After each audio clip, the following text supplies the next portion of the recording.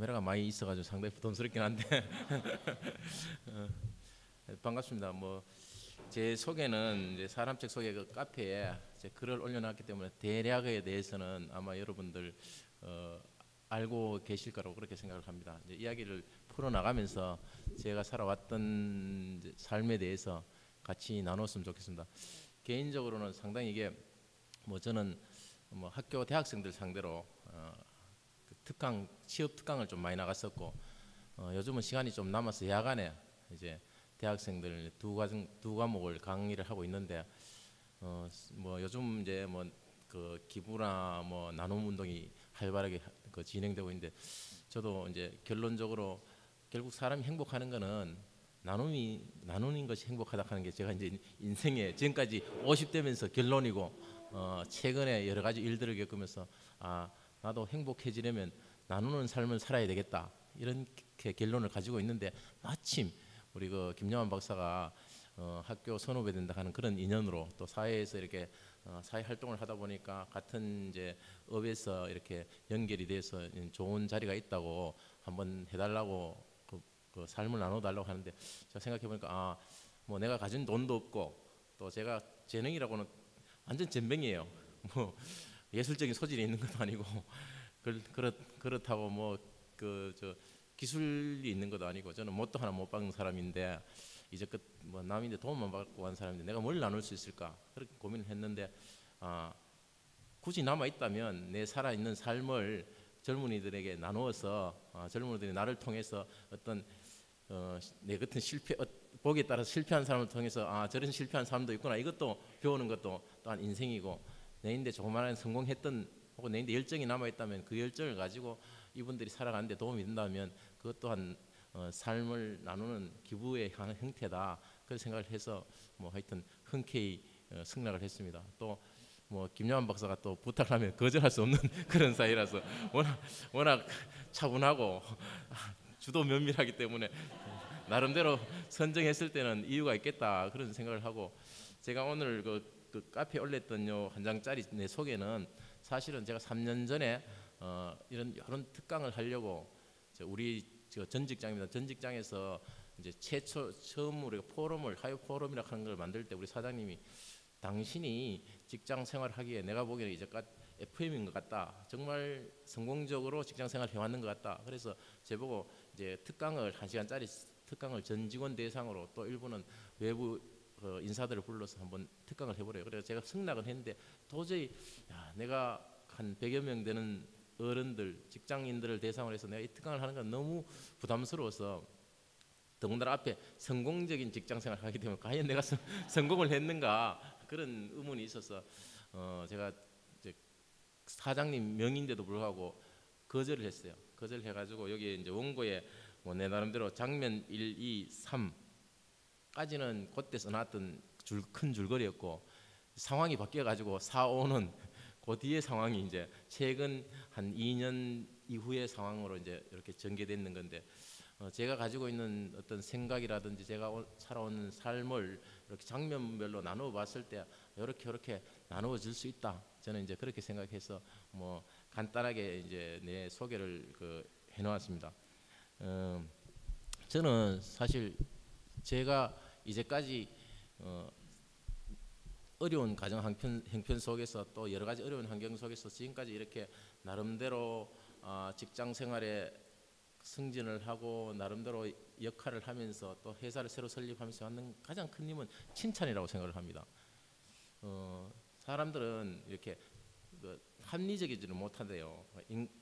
인간의 두 얼굴이라고 하는 EBS의 그 방송도 되고 책에도 보면 사람들이 되게 합리적으로 선택할 것 같지만은 대부분 사람들이 착각 속에서 생활하거나 혹은 착각 속에서 많은 결정을 하게 되고 또 여러 가지 주위의 상황에 의해 가지고 결정을 하게 된다고 하는데 저 어렸을 때가 착각 속에서 제가 한 고등학교까지를 살아왔어요. 왜 그런가 하면 저는 IQ가 내가 IQ 검사를 초등학교 3학년 때인가 이렇게 했는데 보통 초등학교 들어가면 하잖아요.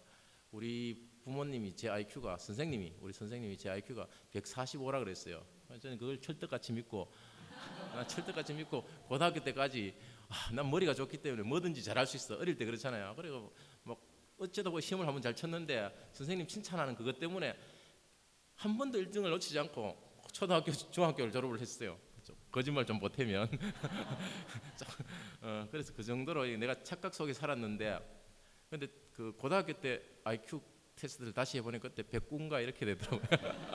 그래서 이거 그때 약간 정신적인 충격에 빠졌는데, 대학교에 이제 대학교에 들어가서 우리 뭐 사회 서클에서 한번 그 학교에서 지원하는 프로그램이 있어서 그 IQ 테스트를 해보니까 진짜 109더라고요. 하여튼 뭐 보통 사람 수준에 왔다 갔다 그러는데, 제가 그렇게 칭찬을 가지고 이렇게 어린 시절을 착각 속에 살았기 때문에, 칭찬이란 IQ가 높다는 그런 칭찬의 착각을 가지고 있었기 때문에 정말 어린 시절에 내가 다른 사람인데 영향을 줄 수 있고 줘야 되겠다 하는 그런 사명감, 또 내가 공부를 잘할 수 있다 하는 그런 긍정적인 사고를 있었기 때문에 오늘날 그나마 내가 있지 않았었나 이런 생각을 하고 있습니다. 저는 사실 경북 봉화라고 하는 데서 태어났습니다. 봉화 중에서도 이제 무려라고 하는데 아주 오지에서 태어났는데, 이제 보통 뭐 경상북도에 제일 오지라고 하면 BYC라고 하는데, B는 이제 그 대표적인 오지 중에 오지가 봉화입니다. 그다음에 Y는 영양이고 C는 청송이거든요. 그 중에 이제 아마도 대표적으로 시골이 이제 봉화인 것 같습니다. 제가 이제 커서 청송도 가보고 영양도 가봤는데 봉화만큼 더 오지가 없어요. 그래서 저 뭐 직장 그 동료들을 고향에 요새 이렇게 한번 생가 투어라 하는데, 자기들은 한번 가보면 정말 이런 데서 이런 사람이 나올 수 있나? 그 정도로 이렇게 이제 오지에서 제가 태어났는데, 저는 고등학교를 이제 대구로 나왔습니다. 중학교 때까지 공부를 하고 워낙 출중했기 때문에 봉화중학교에서 전교 15등 이내로 들지 않으면 대구에 못 나옵니다.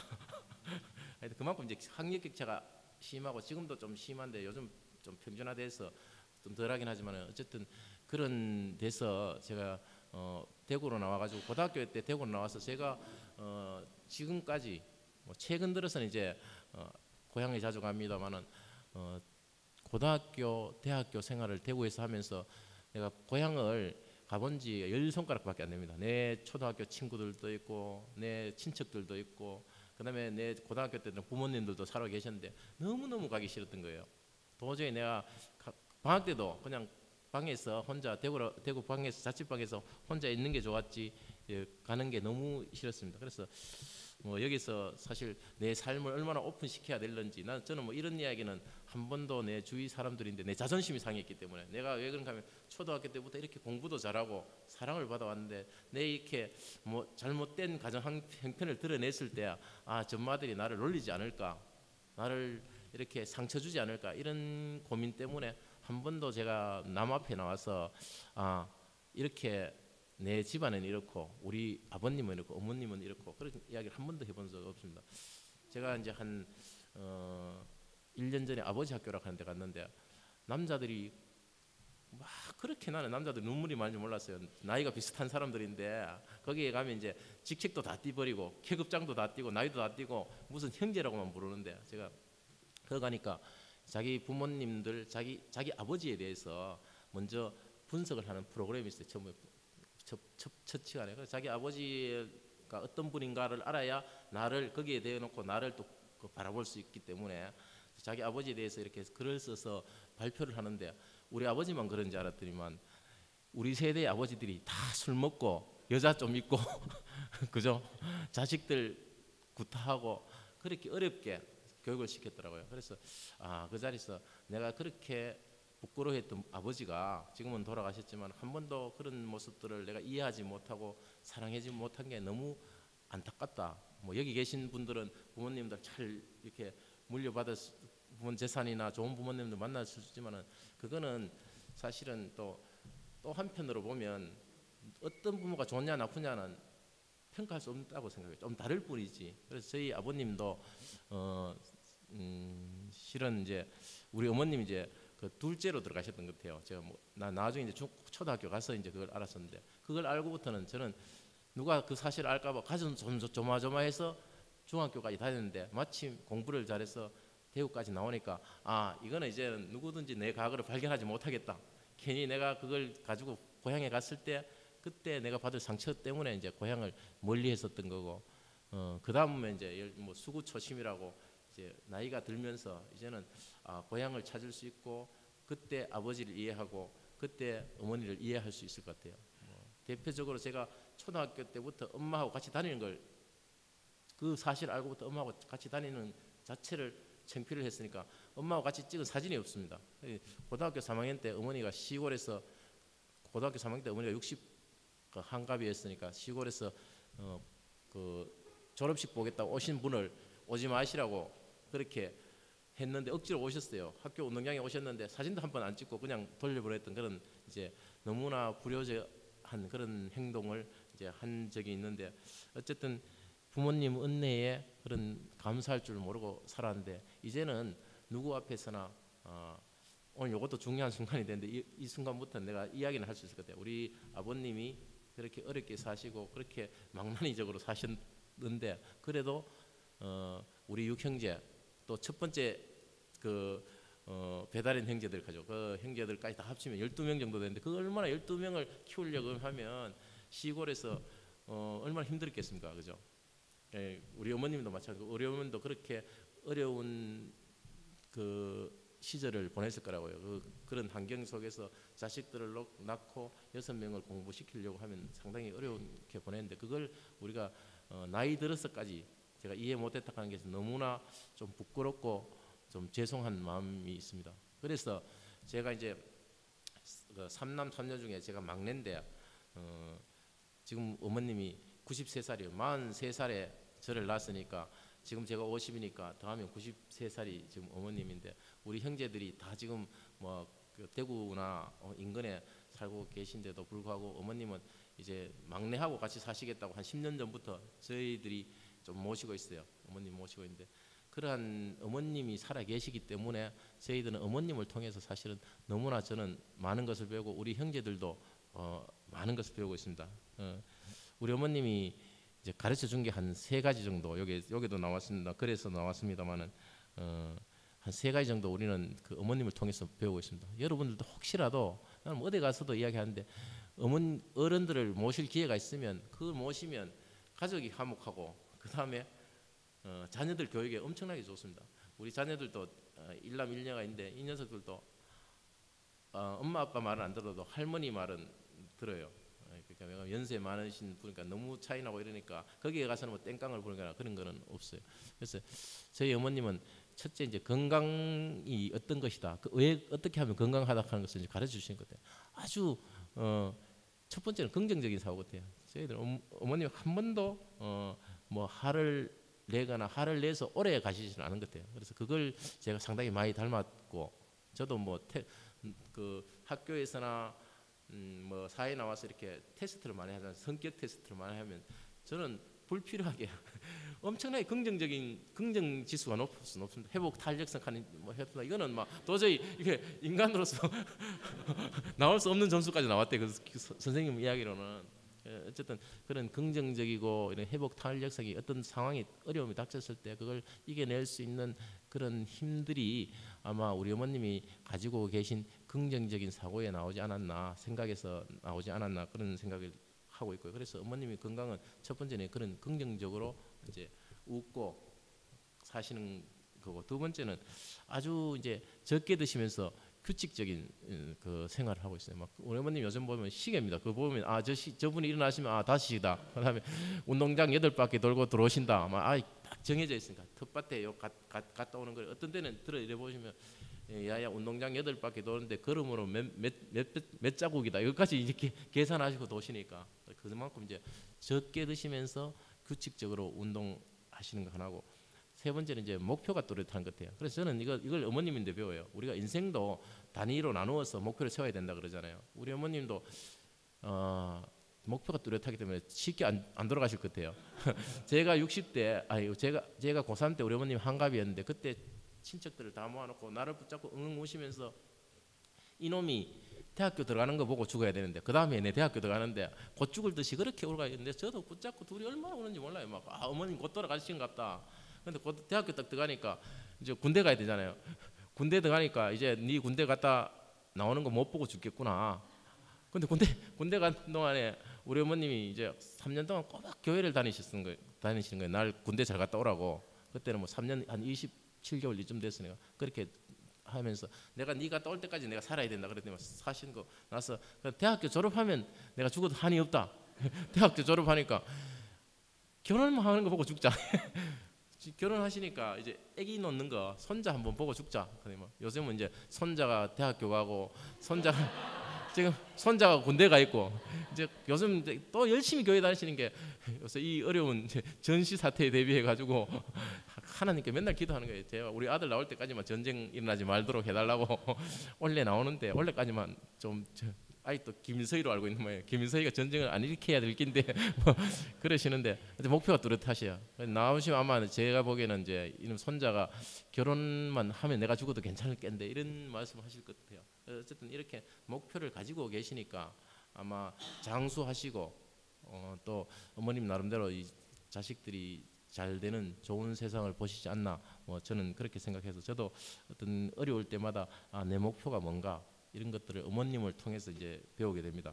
또 그러니까 어머님이 살아계시니까 어른이 살아계시니까 저는 사실 두려운 게 우리 삼남 삼녀가 되게 화목하고 하여튼 설날 추석 어머님 생신 그리고 우리는 1월 1일 날 이렇게 매번 모이는데 삼남 삼녀 한 번도 안 빠져요. 그러니까 뭐 우리 누님들은 보통 설날 명절 되면 시댁에 가야 되잖아요.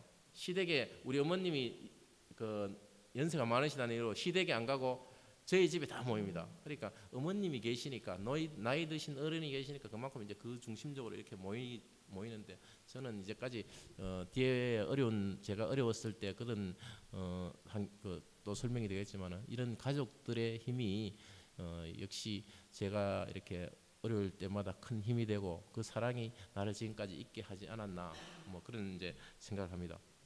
제가 직장생 고등학교 졸업하고 대학교는 제가 경북대학교 졸업을 하고 83년도에 들어가서 제가 89년도에 졸업하면서 대구상공회의소에 입사를 했습니다. 대구상공회의소에 입사를 했는데 그 입사하면 입사 동기가 3명이 있습니다. 저는 우리 3명은 지금까지 서희서 모임을 가지고 있는데 그저께도 이제 3명이 모였습니다. 3명이 모였는데 그때 모여서 우리는 정말 상공회의소를 한번 바꿔보자. 그리고 상공회의소 안에서 모임을 가졌어요. 왜냐하면 상공회의소라고 하는 조직이 지금 100년 넘은 조직인데 너무 그때 저희들 눈으로 봤을 때는 이게 보수적에서 바뀌질 않는 거예요. 그런데 지금 이 모임도 우리의 삶을 서로 나누고 뭔가를 좀 다른 눈으로 세상을 바라보고 세상을 따뜻하게 하려고 이렇게 모였는 건데 그때도 우리가 참 그 조직을 한번 바꿔보려고 모였는데 그게 좀 확산이 덜 됐던 것 같아요.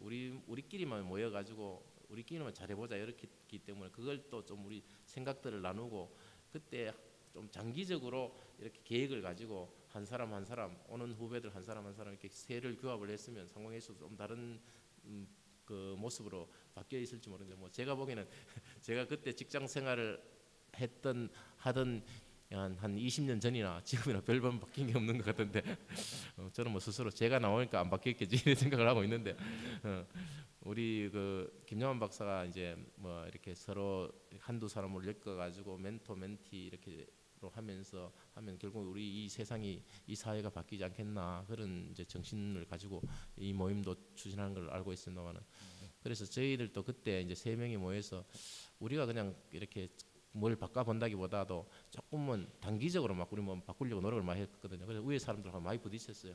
그것보다는 사실 우리 자신들이 바뀌고 밑에 그 후배들을 이렇게 좀 바꿔가고 제대로 된 선배님들 한두 분 이렇게 섭외를 해서 이렇게 모임 지금 이런 정도의 어떤 모임을 가졌으면 상공회에서도 좀 더 지금보다는 좀 개혁이 일어나고 뭐 지역 사회에 좀 더 기여할 수 있지 않을까 저는 뭐 그런 생각을 해봤습니다. 어쨌든 저희들 3명이 모여서 우연찮게 한 3명이 다른 길을 걷게 되었습니다. 한 명은 상공회의소에 그대로 남아 있고 한 명은 3년 정도 다니다가 직장을 그만두고 이제 사업체를 시작을 하고 저는 한 7년 정도 다니다가 직장을 전직을 하고 그대로 있는 친구 그다음에 내처럼 전직을 한 친구 사업을 한 친구 이렇게 3명이 모였는데 각각 가는 길이 틀려요. 가는 길이 틀리지만은 우리는 서로 격려해주고 네가 그 상공에 있어서 너는 거기서 잘 되라.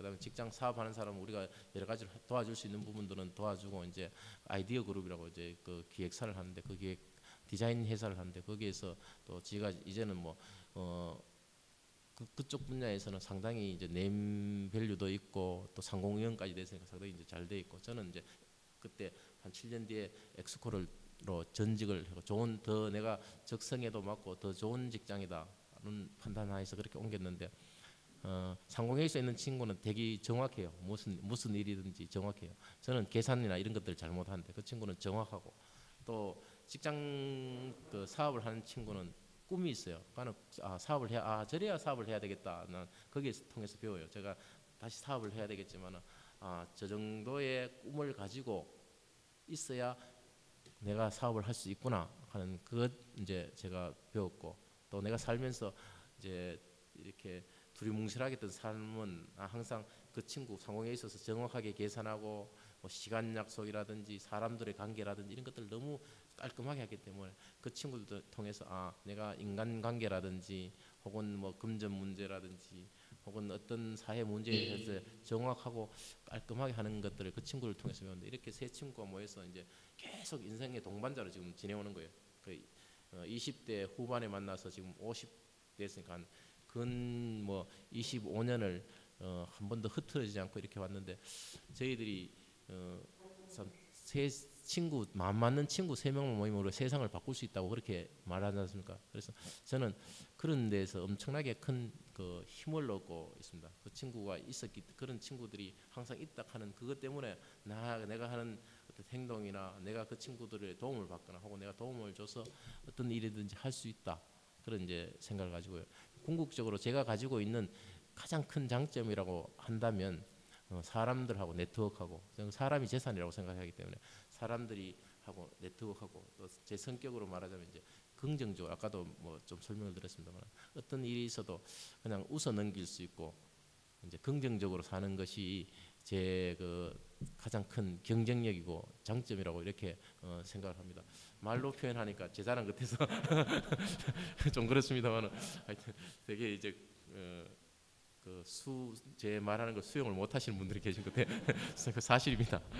그래서 제가 생각해도 이렇게 좀 쉽게 잊어버릴 수 있는가 어떤 어려운 일들이나 혹은 내가 좀 억울한 일을 당했을 때 내가 너무 쉽게 잊어버리는 거 아니고 좋은 말 하면 용서인데 뭐 별로 대수롭지 않게 넘겨가는데 그게 살면서 가보면 오히려 그렇게 했던 것들이 내가 어려울 때 많은 사람들이 나를 생각해주고 나를 도와줬던 밑거름이다 그렇게 이제 저는 생각을 하고 있습니다.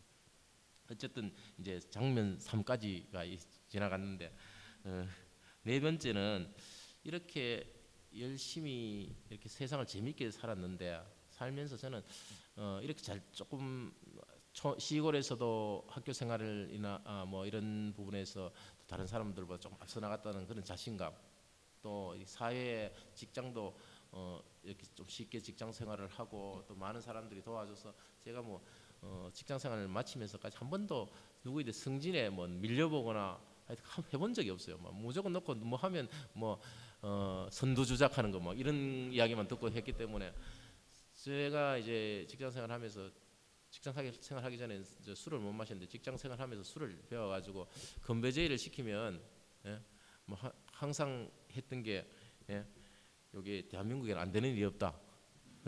내가 해보니 다 되더라 이런 주의였어요. 그리고 또 하여튼 무슨 일이든지 하여튼 한번 끝까지 해보자. 좋은 뜻으로는 뭐 그런데 먹고 죽자, 마시고 죽자, 하여튼 승부를 걸자 이런 식으로 막 내 모토를 삼아가지고 그냥 달려온 것 같아요. 그 중에서도 이제 상공회의소 제가 생활 한 2년 3년 생각해보니까 별로 할 일이 없는 것 같더라고요. 그래서 그 대학원 직장 생활을 하면서 낮에 그 대학원 92년도에 대학원에 들어갔죠. 89년 8월에 내 상공회의소 입사를 해서 한 직장 생활 조금 알 때쯤 돼가지고 이제 대학원을 다니기 시작했습니다. 그것도 낮에 일반 대학원을 갔기 때문에 직장 생활하면서 일반 대학원 간다 하기 사실 낮에 간다 하기 쉬운 일은 아니었는데 뭐 직장의 상사가 약간 이렇게 익스큐즈한 것도 있지만은 제 나름대로 눈치도 보고 뭐 이렇게 열심히 다니고 2년 만에 제가 석사 졸업하고 학위를 받고 또 2년 만에 박사 수료까지 했는데 이제 논문 쓸 단계에서 제가 이제 엑스코로 넘어왔기 때문에 아직까지 이제 그 수료 꼬리표를 못 띄고 있는데 보면 한 박사 되신 분들이 상당히 부럽더라고요.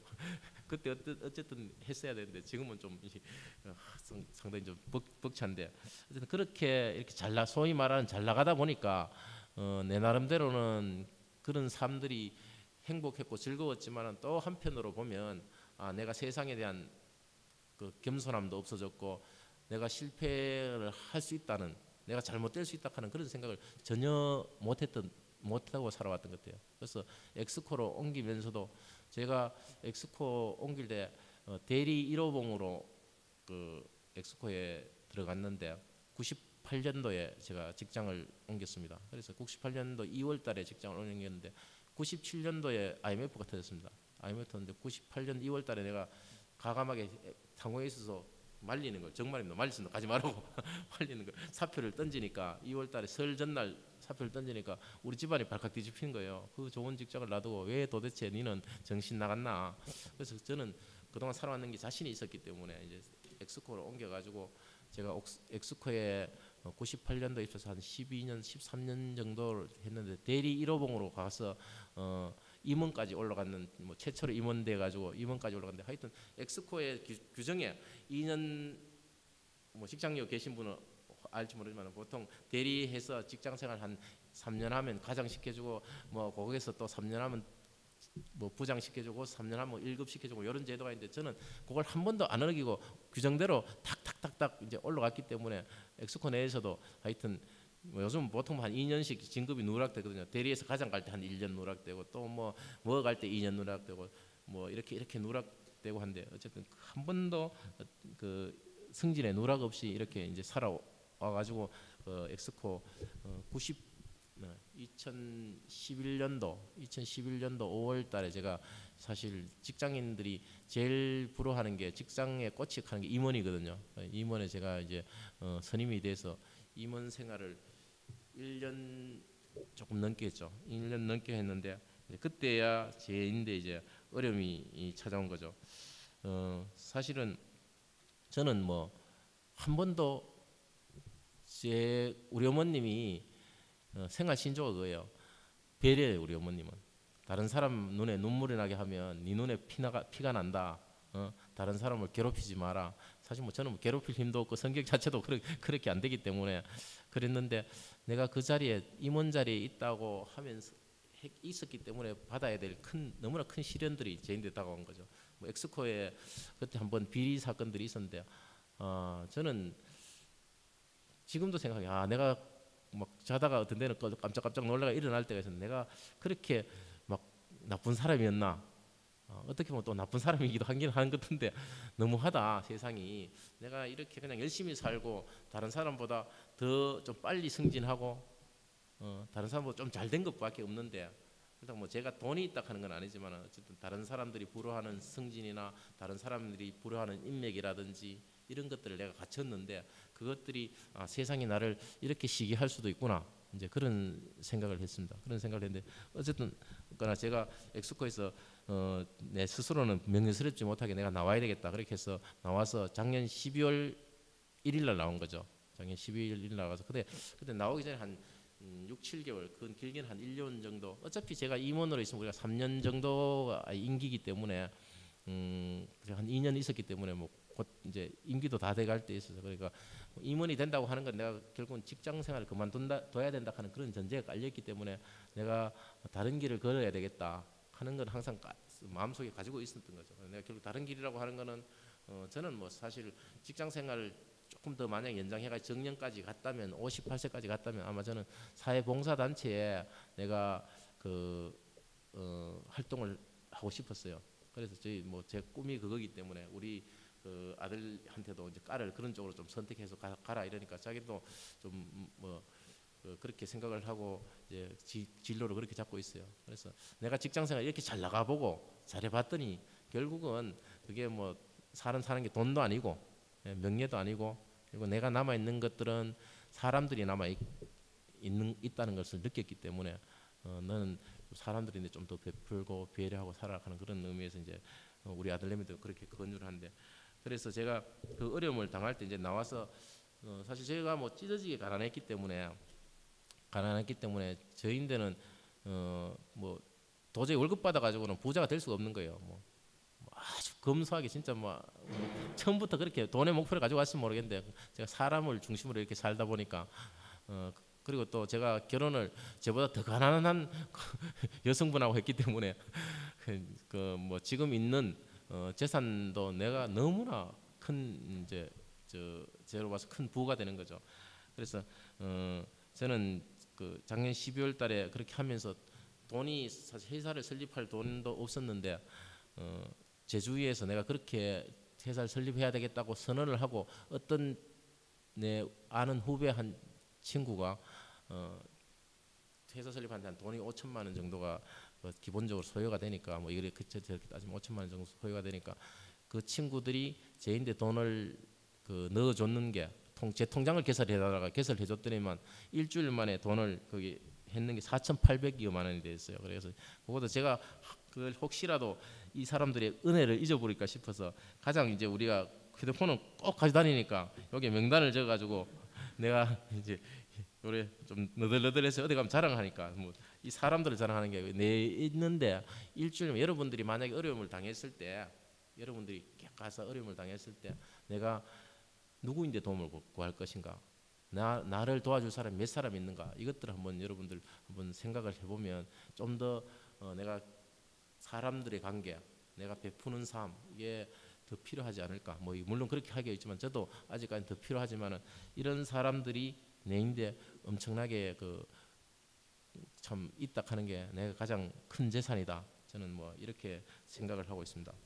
그래서 이제 회사를 설립을 하고 제가 회사 설립하면서 이런 주위에 있는 이런 사람들 또 제가 개인적으로 이 모임은 여러분들이 뭐 어떤 연으로 해가지고 모임인지 정확하게는 모르겠지만 그것도 그 중심에 우리 김용환 박사가 있는 걸로 제가 생각하는데 저도 이제 그 전시회를 하면서 엑스코에 들어가서 첫 전시회를 제가 하면서 전시회를 나도 잘 모르고 지금 대구 지역의 전시 컨벤션을 잘 모르기 때문에 그런 사람들을 모아서 교육도 좀 서로 간에 교육도 서로 상호시키고 정보도 교환하고 이렇게 해서 한번 사람들을 모아보자 이래가 전시회를 사랑하는 모임 이래가서 그때 15명을 이렇게 분야별로 좀 이렇게 네트워크를 시켜놨습니다. 그래 그분들이 한 번도 거의 변하지 않고 한 13년을 꾸준히 저를 회장으로 해가지고 바꾸려고 하면 바꾸지 말아야 그래 이제 지금까지 이제 이렇게 왔는데 혹시라도 여러분들이 뭐 이 모임도 여러분들이 적극적으로 서포트하고 또 참여를 해야 되겠지만은 여러분들이 어떤 세상을 바꾼다든 여러분들이 무슨 좀 영향력 있는 리더십이 되기 위해서는 그런 모임들도 하나쯤은 가지고 서로 삶도 나누고 자기의 어떤 네트워크도 구축하고 그걸 가지고 뭐 이용하라 하는 그런 것보다 그것들이 여러분들이 어떤 일을 당했을 때 또 도와줄 수 있는 하나의 계기가 되고 어떤 도움을 받을 수 있는 그런 중요한 네트워크가 아니겠는가 이제 그렇게 생각을 하시고 있습니다. 어쨌든 이런 사람들이 나를 도와줬고 그래서 제가 그런 도움을 받아서 내가 할 수 있는 일 중에 잘할 수 있는 일 또 내가 좋아하는 일 그것보다 더 즐길 수 있는 일이 뭔가 사실 한 6, 7개월 이상 고민을 했어요. 그래서 뭐 이게 100%는 아니지만은 지금 내가 환경을 가진 환경에서 지금 가장 잘할 수 있는 일은 역시 내가 한 3년 정도 엑스코에 몸담았을까 그런 PCO나 PEO 전시 컨벤션에 가지고 있는 어떤 전문적인 지식을 가지고 회사 설립하는 게 좋겠다. 그게 또 내 어떤 외향적인 적성이라든지 네트워크라든지 이런 것들을 다 활용할 수 있는 그런 거기 때문에 내가 즐겁게 할 수 있는 일이기 때문에 그게 좋겠다 해서 지금 마이스 산업연구원을 이제 설립해서 1월 1일부로 설립을 해서 지금 그 주위에 많은 분들이 사실은 이제 여러 가지 사업으로 연결시켜 가지고 이렇게 좀 뭐 사업을 할 수 있도록 뭐 일거리라 하나 일거리를 주고 있습니다. 그래서 다행히 올해부터도 제가 원래 작은 목표는 한 매출을 한 10억을 정도 올리자. 사실 10억 하는 게 이게 뭐 엄청나게 큰 금액이거든요. 그래서 10억을 목표로 지금을 하고 있습니다. 하고 있는데 몇 가지가 이제 메이드 돼가지고 요즘은 좀 고무돼 있는 건데, 근데 그것도 뭐 제가 돈을 매출을 몇 올려가지고 내가 어떻게 해보겠다 그거는 아니고요. 지금 이제 제가 그런 여러 가지 승승장구하다가 이런 어려움을 당하니까 결국은 내인데 남는 것은 사람이고 그 사람들을 위해서 좀 더 내가 나누어야 되겠다 그런 생각을 하고 있습니다. 그래서 그 나누는 이제 방법들을 지금 제가 조금 고민들 하고 좀 어떻게 하면 내가 이렇게 가지고 있는 앞으로 해서 내가 여기에서 회사를 통해서 나오는 수익금이라든지 회사에서 나오는 여러 가지 아웃풋을 가지고 어떤 사람들인데 어떻게 나누는 것이 좀 사회를 행복하게 하고 내가 즐거워질 수 있는가 그런 고민을 요즘 좀 하고 있는 단계입니다. 그거보다 우선 뭐 돈 버는 것 좀 급하지만은 그런 목표를 가지고 있을 때 돈 버는 일이 좀 더 즐거워지지 않을까 이제 그렇게 생각을 하고 있습니다. 돌이켜 보면 저는 뭐 50살 동안 돌이켜 보면 제가 철들었을 때부터 지금까지 제가 뭘 할 수 있는 게 주위의 사람도 그래요. 뭐 주위에 우리 저를 가까이 있게 아는 분들이 항상 하는 이야기가 너는 할 수 있는 게 없잖아. 너는 뭐 입만 가지고 간다. 그런 말도 있고 너는 뭐 옆에 비서가 하나 따라 붙어야 할 수 있지. 이렇게 하고 심지어 제 아내까지도 뭐 전기 나가면 자기가 스스로 고치고 뭐 그러니까 제가 설거지나 뭐 빨래나 이런 것들을 몇 번 내인데 학습을 시켰는데 나는 하고 싶은데 도저히 이게 기계 같은 거 작동을 못 하는 거예요. 항상 잊어버리고 뭐 이러니까 제가 이제 할 수 있는 것들이 없다 이렇게 아예 또 마음을 그렇게 정하고 그 방향으로 가니까 또 길이 생기더라고요. 마음도 편해지고 또 주위에 많은 돕는 사람들이 있어서 지금까지는 내 힘으로 살아온 게 아니다 뭐 이런 생각을 정말 많이 하고 있습니다. 그래서 제가 글에도 써놨습니다만은 혼자 할 수 있는 게 진짜 없는 사람인 것 같아요. 식사도 그렇고 뭐 저는 혼자 뭐 식당에 가는 게 제일 두렵습니다. 그래서 차라리 굶고 말지. 내가 점심시간에 뭐 예를 들어서 같이 갈 파트너가 없다 이러면 굶고 영화는 뭐 혼자 간다 하는 건 상상을 못하고 혼자 가는 사람 보면 좀 약간 정신적으로 문제가 있지 않나 사회성이 결여되지 않았나 뭐 내 혼자 이렇게 판단을 하고 또 뭐 여행도 그렇고 하여튼 혼자 이렇게 있어 보면 그 사람이 인격도 성숙하고 사고도 깊어진다고 하는데 뭐 하여튼 저는 거기에 대해서는 크게 동의하지는 않아요. 여러 사람이 있어도 삶을 나누는 것이 저는 너무 즐겁고 사람이 있다 하는 것이 이제 너무 즐겁기 때문에 이제 지금은 이런 나이가 한 50대였기 때문에 가진 재산도 없고 하는 게 조금은 좀 안타깝지만은 그래도 내가 생활할 수 있는 삶의 터전이 있고 또 거기서 틀림없이 뭐 이런 위기를 통해서 많은 것들을 채워주신다고 믿고 또 이제까지 뭐 주위에서 많은 사람들이 나 채워줬기 때문에 단지 지금은까지 채워줬는 거는 내가 나눠야 되는데 그 나누는 걸 좀 소홀히 했기 때문에 그런 위기가 오지 않았나 이렇게 생각하면서 앞으로는 좀 나누는 삶을 살겠다. 그럼 그 나누는 거 어떻게 나누는 거냐 이게 지금부터 제 고민인 것 같습니다. 이상으로 제 뭐라고 해야 되나 이게 제가 제 삶을 여러분들에게 나누는 이야기를 마치도록 하겠습니다. 네, 감사합니다.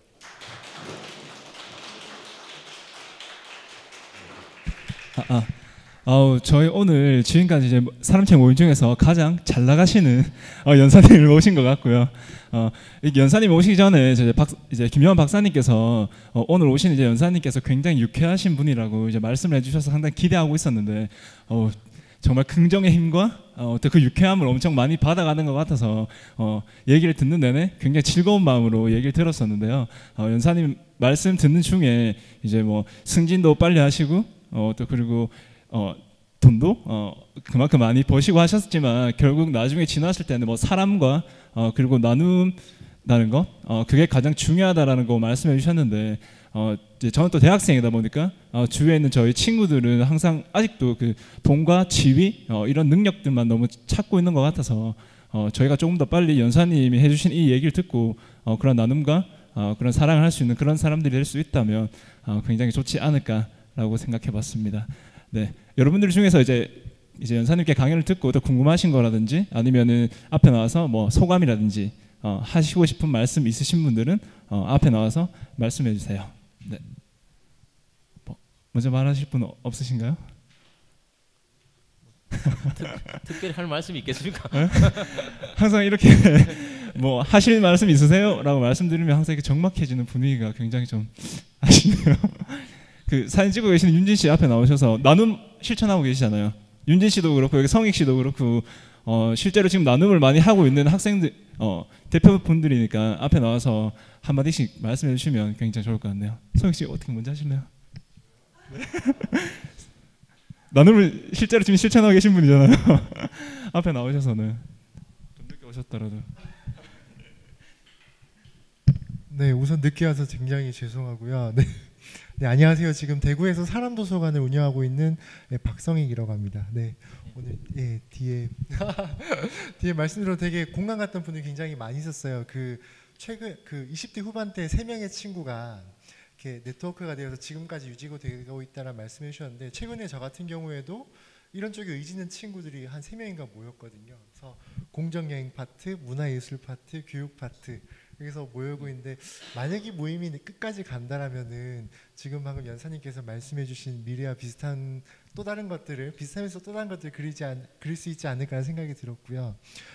뭐 이 자리에 서서 제가 앞 이야기를 못 들어서 아쉽긴 한데 부탁을 좀 많이 드려야 될 것 같아요. 그래서 저 같은 경우에도 이제 김요한 박사님 형님께서는 이렇게 지금 현재 대구에서 활동하는 분들을 네트워크를 해주시지만, 저 같은 경우에는 10대나 20대 친구들을 굉장히 많이 만나고 있거든요. 근데 굉장히 좋은 의지와 뜻을 가지고 있는 친구들이 정말 많이 있는데, 이 친구들이 알고 있는 지식이 너무 협소하더라고요. 그러니까 세상은 이제 경쟁을 해야 되고 뭔가 쟁취를 해야 된다라는 인식이 많아가지고 이제 그 꿈이 혼자 고민하다가 좌절되는 경우가 굉장히 많이 있거든요. 그래서 이런 같이 뭐 인생을 쉐어하는 것뿐만 아니라 뭔가 구체적인 좀 액션이 될 수 있는, 그게 어떤 재단의 형태가 되거나 뭐 이런 멘토풀이 이렇게 정말 형성이 되거나 해서 그런 걸 좀 장기적으로 그릴 수 있는 좀 그런 시간이 좀 따로 마련이 되었으면 되게 좋을 것 같습니다. 네.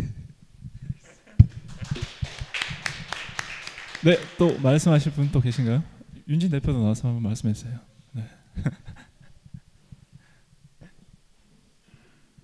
열심히 나누고 계시잖아요 지금.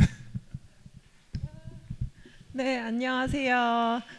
지난달 못 왔는데 이번 달 오니까 너무너무 좋고요. 네, 오늘 말씀 들었는데 너무 말씀 재밌게 해주셔가지고 완전 빠져가지고 코미디 듣는 것 같았어요. 네, 너무 재밌게 들었습니다. 저는 아버지 이야기 하시고 하셨잖아요. 근데 저도 막 공감 가는 게 너무 많아가지고 푹 빠져서 들었었는데요. 저는 나이가 얼마 많이 들지 않았지만 그래도 제가 청소년 때부터 청소년보다는 성장을 했잖아요. 그래서 어렸을 때보다 성장할 때 나의 아버지, 나의 어머니에 대한 그런 인식들이 저도 조금씩 바뀌고 이제 우리 아빠, 우리 엄마를 좀 자랑스럽게 생각하고 있는데 그런 부분에 대해서 공감도 많이 했고요. 제가 이제 재능 나눔 콘서트라고 해서 청소년들이랑 시간을 나누고 하는 일을 지금 이제 막 시작해서 하고 있는데 함께 하시는 그 친구 3분 너무 궁금하고 재미있으실 것 같고, 네, 그런 친구들이 있다는 거, 저도 이렇게 팀원이 있는데 이제 함께 하는 사람이 있다는 게 뭐 의존이 아니라 때로는 동료가 있다는 게 진짜 든든하고 또 함께하는 가치들을 만들어간다는 게 굉장히 너무 뜨겁고 좋더라고요. 그래서 그런 부분들에서 오늘 너무 말씀 잘 들었고요. 앞으로 할 일이 많을 것 같아서 네, 더 뜨거워지는 시간이었습니다. 오늘 너무 좋은 말씀 들려주셔서 감사합니다.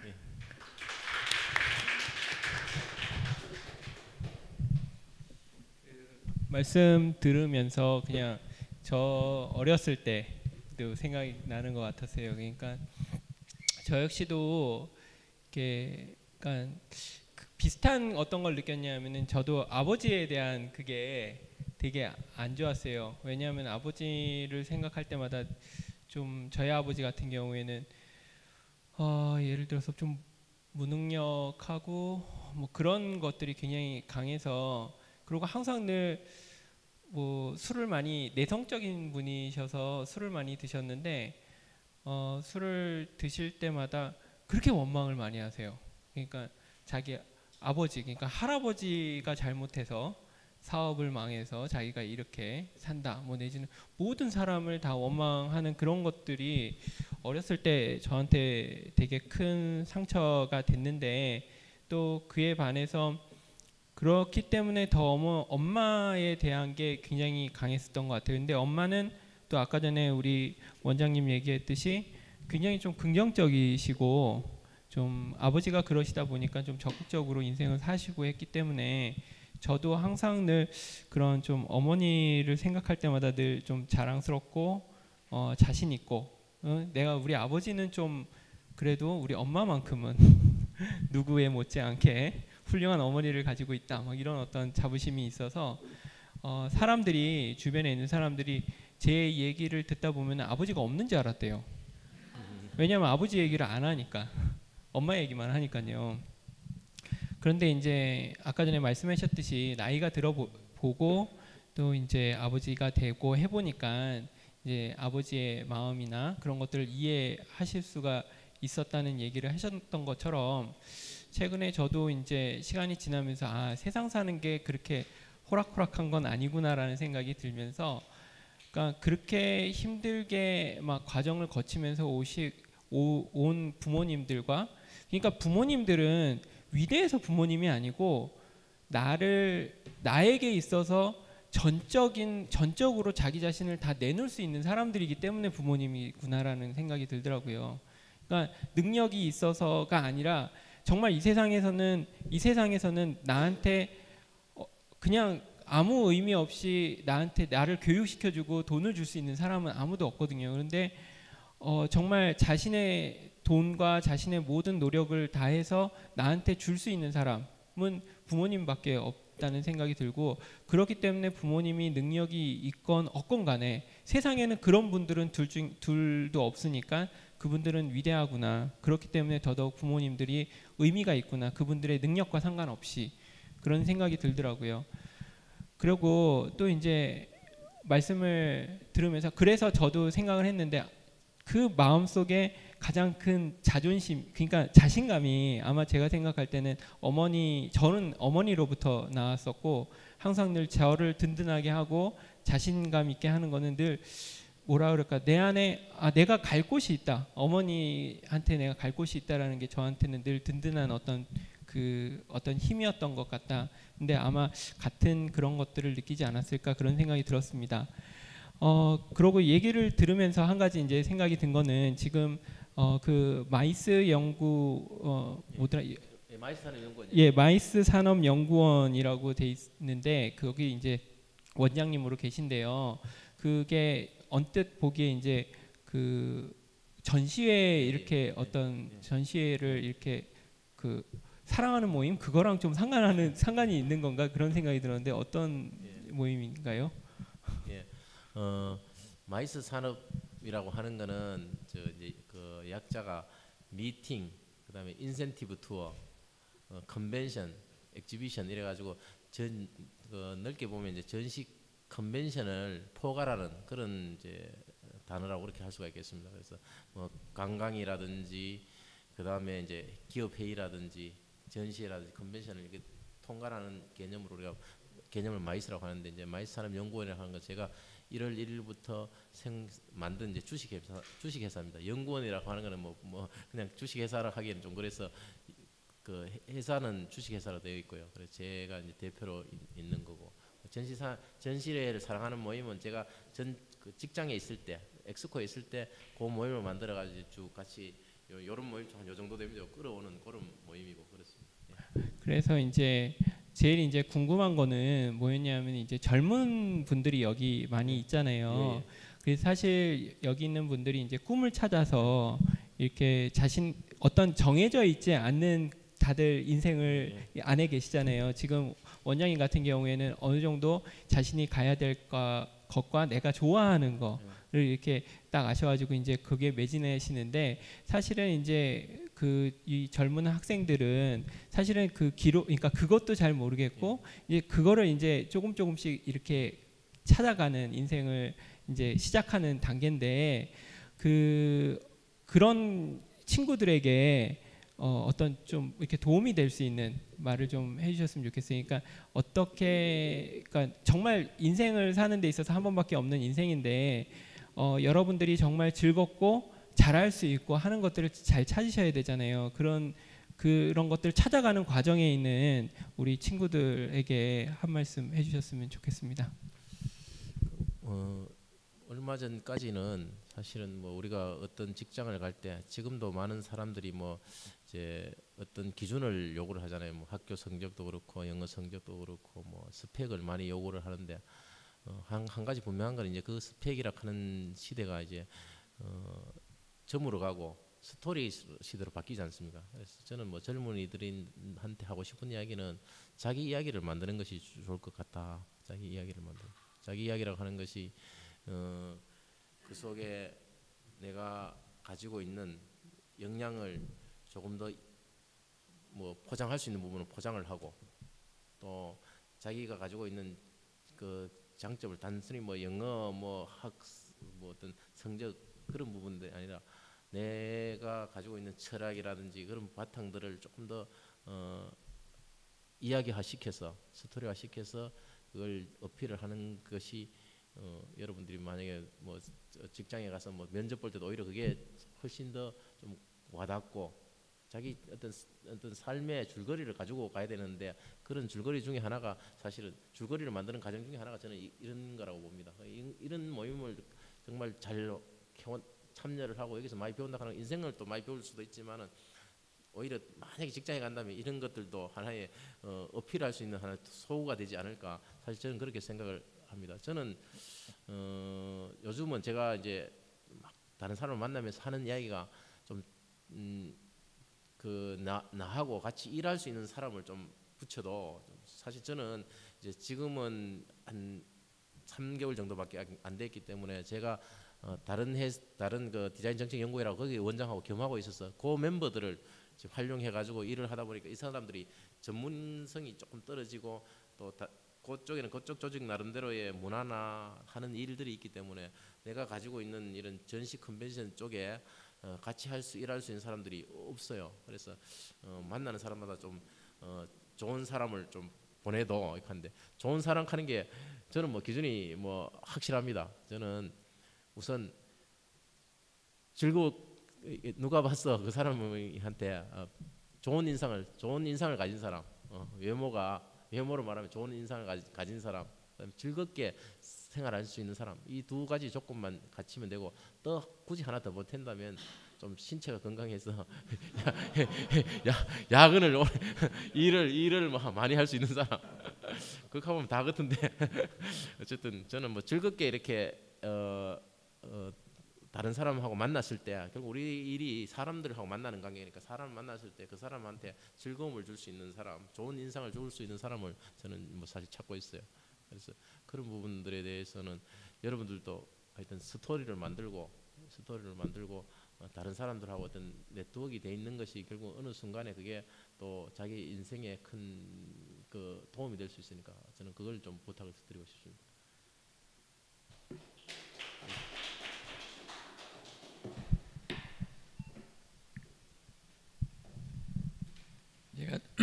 제가 소감 이야기하러 나온 경우는 처음인 것 같아요.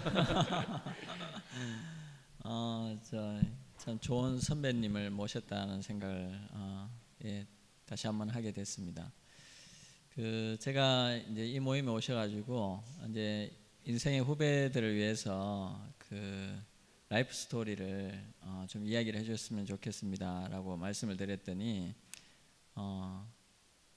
시키는 대로 할게 이렇게 답변을 하시더라고요. 사실 이제 저는 그 말씀이 저한테 감동이 됐어요. 그래서 그 후배의 제안이지만 내가 시키는 대로 할게, 예스 하겠다는 얘기잖아요.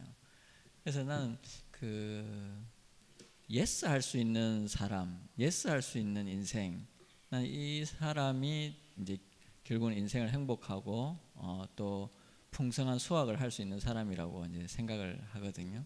그래서 저도 돌이켜 보면 뭐 20대, 30대 초반까지는 항상 이제 옳고 그르고 이 판단을 정확하게 하려고 항상 나를 세우고 있었던 것 같아요. 그래서 지금도 아직 그때 이제 그 청소년기, 그 다음에 대학 시절, 또 대학교 다닐 때는 뭐 학생 운동하는 선배들, 경제학 공부하는 선배들 이런 영향을 많이 받아가지고 또 철학하는 선배들 이렇게 해서 한마디로 표정이 심각. 지금도 아직 그 영향이 남아 있어요. 너무 오랫동안 심각한 얘기를 너무 많이 듣고 성장을 해가지고. 심각하다는 얘기는 뭐예요? 마음에 각이 있다는 얘기예요. 마음에 각이. 그러니까 저도 마음에 각이 있는 사람으로 자란 거예요.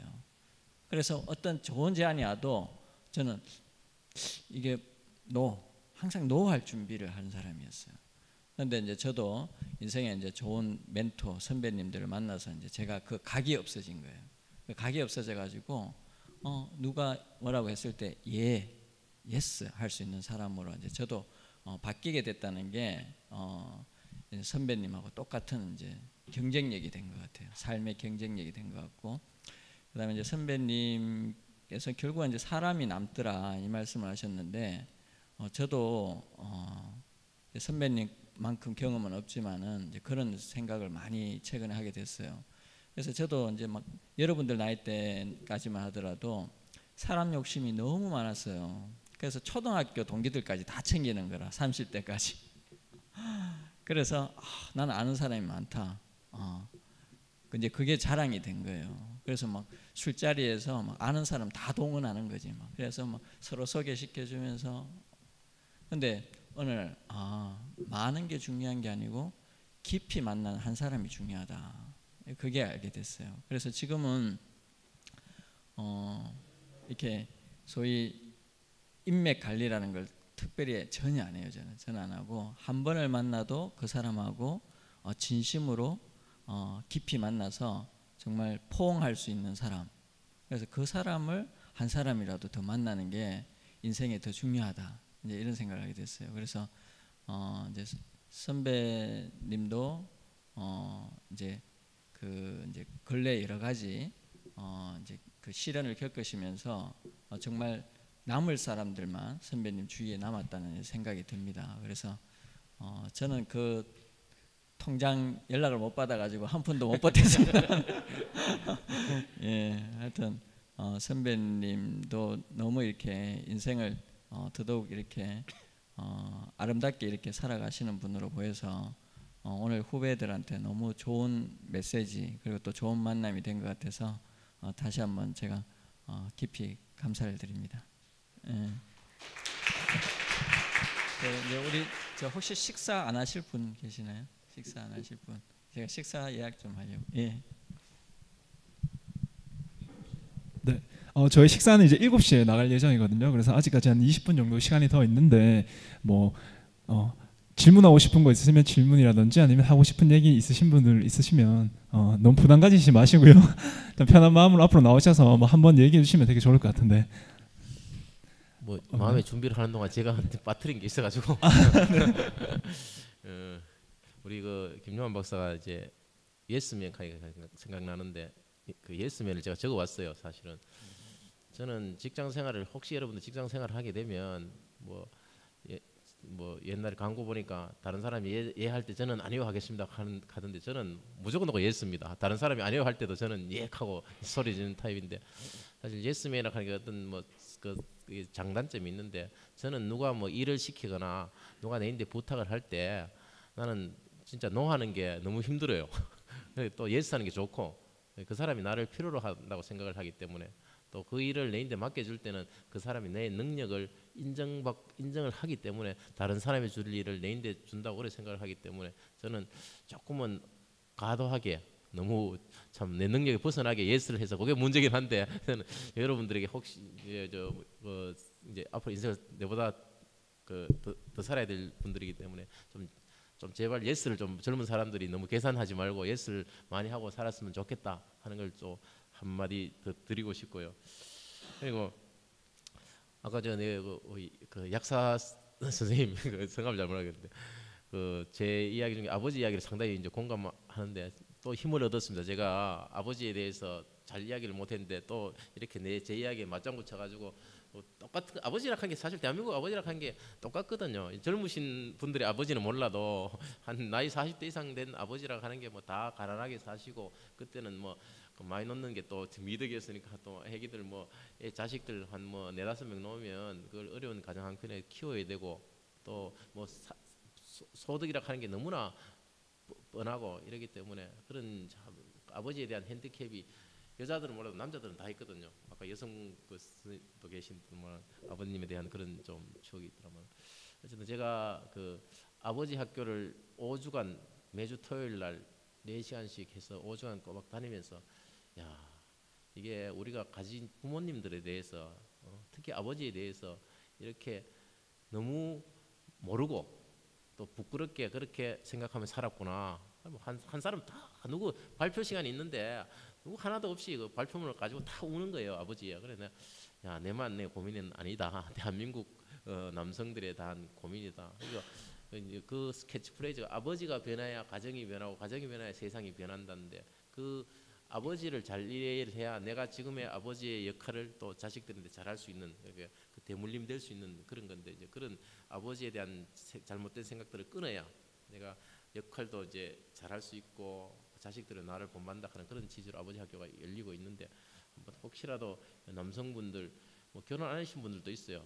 결혼 금방 뭐 하신 분들도 있고 뭐 그 나이하고 상관이 없으니까 혹시 한번 참여할 수 있으면 참여를 해보시면 좋겠다 하는 생각하고 마지막으로 제가 그 한 가지 더 좀 여기 아까 두 분이 나눔을 실천하고 계신 분 같아서 그런 제 고민이 어떻게 하면 나도 그런 나눔에 동참할 수 있을까 이제 고민하는 사람이에요. 그래서 뭐 아까 예술적으로 관계 있는 것 같으니까 내 근데 별로 관계 없는 나하고는 별로 상관이 없는 거 어떻든 간에 우리가 이런 모임이 있으니까 뭐 그런 이제 나누는 방법들에 대해서도 고민을 하고 동참을 할 수 있다면 이런 만남을 통해서 또 인연이기 때문에 동참을 하는 그런 할 수 있도록 또 길도 가르쳐주고 나눔을 우리가 여기서 좀 구체화했으면 좋겠다 하는 그런 생각을 하고 있습니다. 예. 이상입니다.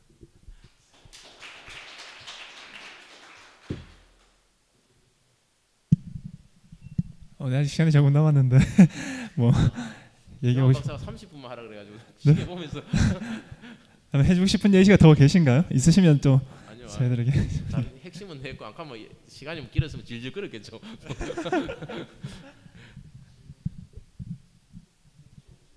네,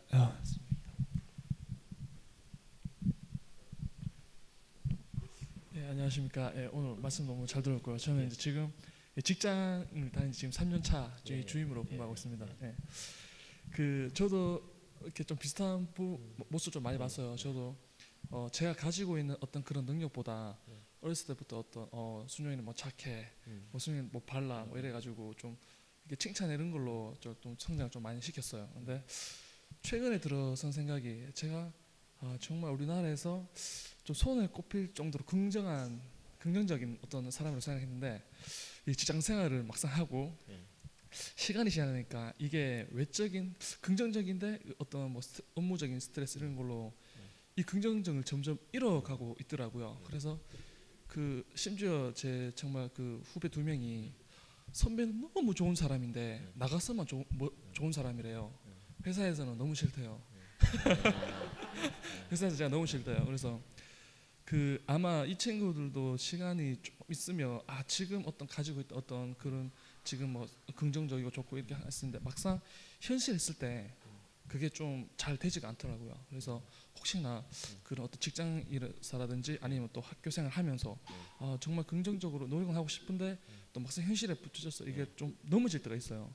그걸 어떻게 하면 좀 잘 이겨낼 수 있는지 제가 선생님 이렇게 보니까 그 어떤 상황에서도 긍정의 힘이 나오겠다는 느낌을 싹 제가 받았거든요. 그러니까 그 위치까지 갔을 것 같아요. 근데 곰곰이 보니까 저는 직장생활 뭐 한 번도 누락 안 들어가는데 지금 주임 1년 차부터 지금 한번 누락되지 않을까 싶어 공부심도 좀 있는데 그때 저 인생의 목표가 뭐 이렇게 뭐 승진을 빨리 하자 이런 건 아니지만 좀 최소한 제가 좀 그 긍정적으로 즐겁게 일을 하고 싶은 생각이 좀 있어가지고 그 노하우를 한번 들어보고 싶습니다. 딱 준비했던 질문이 나와가지고 사실 이 모임이 좀 뭐 대충 깊이는 모르지만 인터넷 들어가보고 카페 들어가보고 또 김요한 박사 설명드리니까 멘토 멘티를 어떻게 뭐 연결시켜주는 그런 역할도 한다 그랬는데 직장 생활에서 저는 아까 뭐 첫 번째가 이렇게 하여튼 적극적으로 모든 게 똑같아요.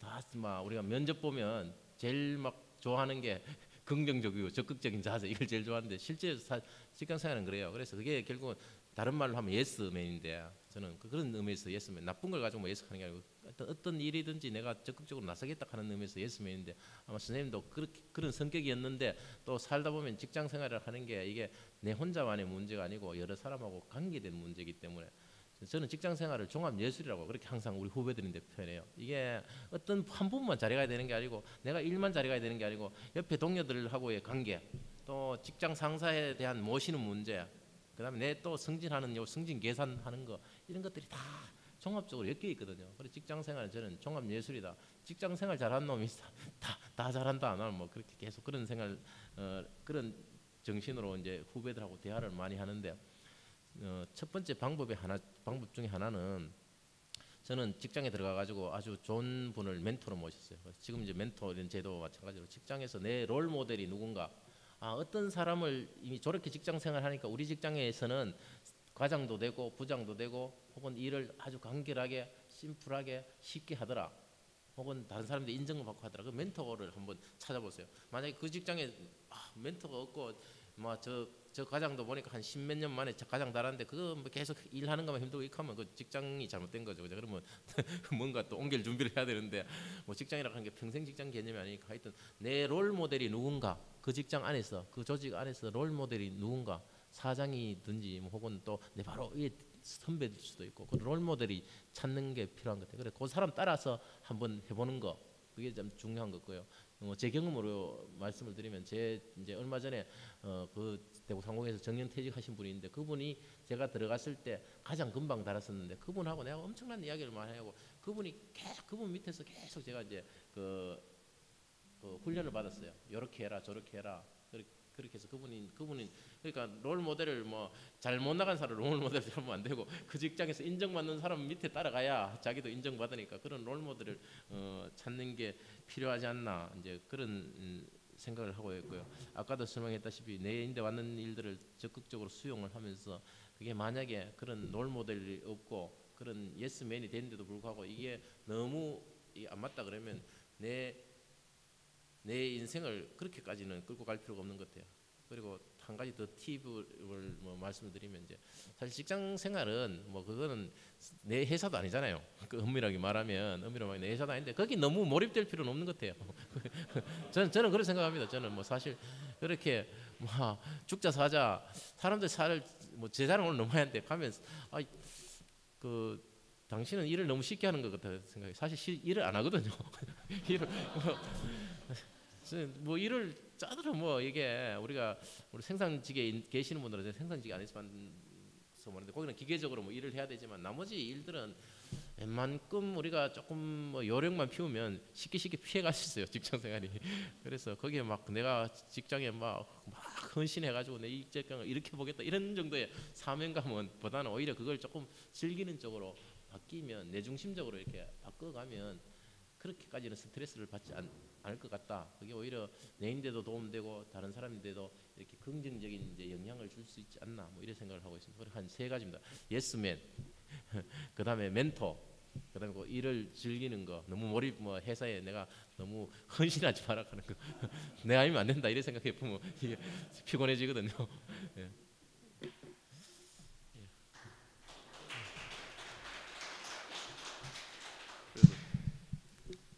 네, 이제 저희 이제 뭐 식사 시간이 다 되어가니까 일단 간단하게 이제 여기서 마무리하고요. 1차 모임은 이제 식사 후에 다시 이 자리에 와서 이제 커피 먹으면서 조금 더 자연스러운 분위기에서 조금 더 딱딱하지 않은 분위기로 편안하게 이제 연사님과 더 소통할 수 있는 시간을 가지도록 하겠습니다. 그럼 저희 식사하는 자리가 있으니까 이제 같이 이동하기 전에 저희 기념 촬영 한번 하고 이동하는 걸로 하겠습니다. 앞쪽으로 나오셔서 같이 사진 한번 찍으면 될게요.